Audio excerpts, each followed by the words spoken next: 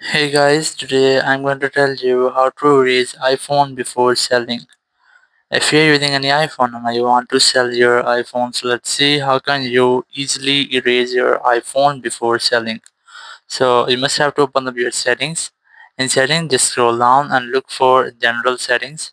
Simply tap on general and here further scroll down and you will get the transfer or reset iPhone.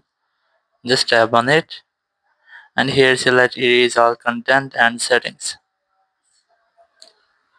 And here, first of all, you have to make sure that you have backup of your data because it will remove everything from your phone. It might be your photos, videos, apps, and your accounts, and much more. So you must have to make a backup. And once you have backup, you must have to tap on this continue option. And here, if you have login to any Apple account, so you must have to enter the Apple account password here. But I haven't logged in any Apple account, so simply tap on this erase iPhone option.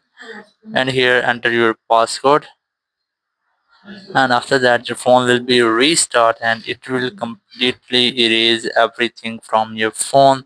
So that's how you can easily erase your iPhone before selling. Thank you very much for watching the video. Until next video, bye bye.